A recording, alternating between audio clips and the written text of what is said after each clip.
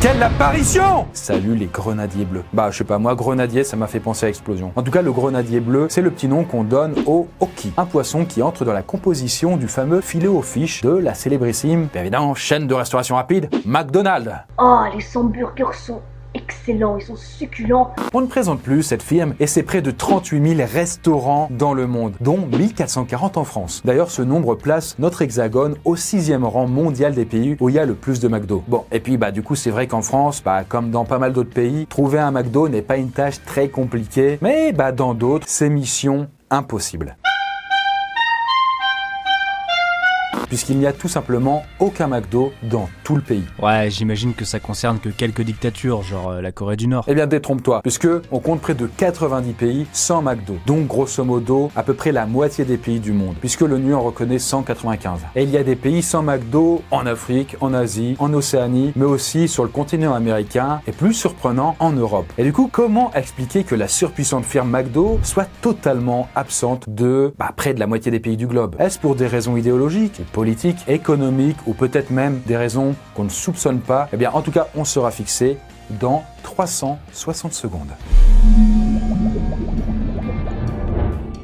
Bien, 90 pays sans McDo, ça fait quand même beaucoup. Et c'est pas sûr que ça passe en 360 secondes, mais on va dégrossir un peu en commençant par l'Afrique. Si vous êtes sur ce continent, vous n'avez que très peu de chances de tomber sur McDo, puisque la firme n'est présente que dans 4 des 54 pays que comporte ce continent. L'Égypte, le Maroc, la Mauritanie et l'Afrique du Sud. Mis à part ces 4-là, il n'y a aucun McDo sur tout le continent. Et c'est bizarre quand on sait que quand même l'Afrique représente pour McDonald's un immense marché potentiel. Il n'y a que très peu d'infrastructures de restauration rapide, donc pas vraiment de concurrence. Mais surtout, il y a plus d'1 milliard d'habitants qui sont autant de nouveaux clients à conquérir. Et pourtant, malgré tous ces avantages, McDo a de bonnes raisons de ne s'installer que très discrètement en Afrique.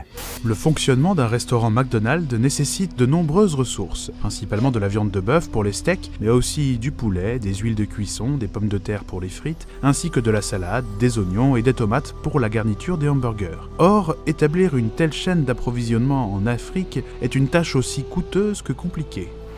Eh ouais, le continent est parsemé de déserts, de jungles, de montagnes, du coup autant d'obstacles qui rendent l'acheminement des marchandises assez compliqué. Les routes ne sont pas forcément toujours bonnes, surtout pour des camions qui doivent transporter des cargaisons de nourriture, quoi. Mais il y a toujours les trains, ça va plus vite. Certes, mais le réseau ferroviaire africain n'est pas très développé. En plus, comme il s'agit d'acheminer des produits frais ou surgelés, il faut des infrastructures spéciales pour le transport. Bah oui, il faut des camions frigorifiques qui peuvent maintenir les aliments à des températures basses, voire même carrément congelés. Exactement. Or, avec le climat africain plutôt chaud, il faut des engins vraiment très performants. D'ailleurs, en parlant de climat, il n'est pas vraiment propice aux grandes exploitations agricoles indispensables pour faire tourner des restos McDo, ce qui complique quand même pas mal de choses quand on veut avoir des cultures régulières. Mais ce n'est pas tout. L'instabilité politique de certains pays d'Afrique rend aussi la production et l'acheminement de marchandises plutôt risqués. Par exemple, un train rempli à ras-bord de steaks surgelés pourrait très bien être réquisitionné et ce qu'il contient confisqué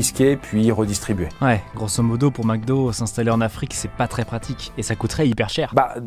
Ouais, voilà, on n'est pas encore sur le paradis du capitalisme, quoi, on va dire. Et c'est pour ça qu'il n'y a pas de McDo dans la quasi-totalité des pays d'Afrique. D'ailleurs, au passage, l'absence de McDo en Afrique est tout bénef pour les fast-food africains qui se développent un peu partout sur le continent. Bon, après, pour le cas de l'Afrique, l'absence de McDo s'explique plutôt par des raisons pratiques, logistiques et économiques. Mais est-ce aussi le cas des autres pays où McDo n'est pas présent? Eh bien, oui, pour pas mal d'autres pays. Typiquement, pour les pays se présentant sous forme d'archipels perdus dans l'océan. Et c'est pour ça que vous pourrez pas savourer de McDo, par exemple, dans les îles Salomon, Sainte-Lucie, Vanuatu, au Tuvalu, aux Maldives, etc. Et c'est pour ça aussi qu'on ne le trouve pas non plus au Groenland, mais ça, ce serait un peu douté, quoi. Bref, parfois, McDo n'est juste pas là pour des raisons logistiques. Mais pas toujours. Par exemple, on n'en trouve ni au Kazakhstan, ni en Ouzbékistan, ni même au Turkménistan, ou même en Mongolie. Pakistan, Tadjikistan, Turkménistan. Des pays où, a priori, il n'y a aucune raison de ne pas y avoir de McDo. Alors pour les 3 premiers, c'est tout simplement parce que aucun investisseur n'est chaud pour tenter d'implanter l'enseigne. Parce que du coup, si vous le savez ou pas, McDo ça fonctionne comme pas mal d'enseignes sur la franchise. Si personne n'a envie de le faire, voilà quoi. En revanche, pour la Mongolie, la raison est moins sûre et plus originale. Culturellement, les Mongols sont des peuples des steppes. Ils mangent de la viande mais sont habitués à celles qui sont assez fortes en goût. Chèvres, cheval, mouton, yak, etc. De plus, ils ont coutume de manger ces viandes assez simplement, juste grillées ou en ragoût. Les burgers de bœuf ou de poulet de McDonald's ne seraient donc tout simplement pas à leur goût.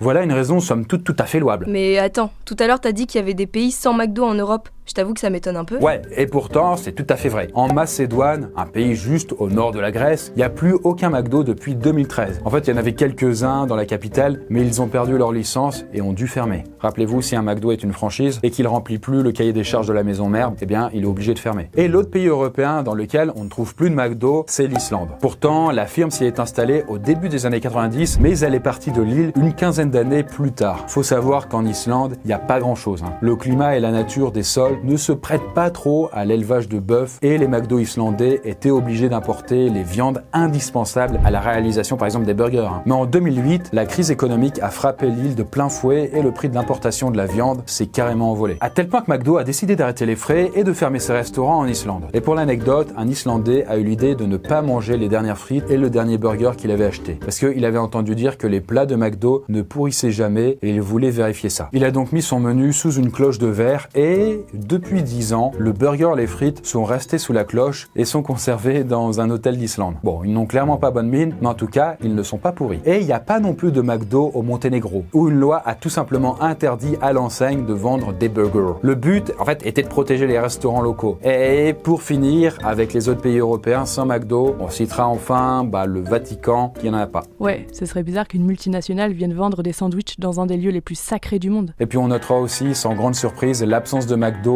dans les pays qui ont de mauvaises relations diplomatiques avec les États-Unis. Typiquement, la Corée du Nord et l'Iran, pour qui le McDo est l'incarnation vivante de l'impérialisme américain. D'ailleurs, petite mention à Cuba, il n'a qu'un seul McDo juste à côté d'une base militaire américaine. Finalement, et contrairement à ce qu'on pourrait penser, McDo est loin d'être partout dans le monde, et ce pour des raisons aussi diverses que variées. Ceci dit, l'absence de McDo dans ces pays est autant de place pour les entrepreneurs et les restaurants locaux qui peuvent se développer et faire marcher l'économie. D'ailleurs, qui sait, peut-être l'un d'entre eux sera un jour suffisamment puissant pour rivaliser avec McDo et pourquoi pas le concurrencer sur son propre sol, les États-Unis.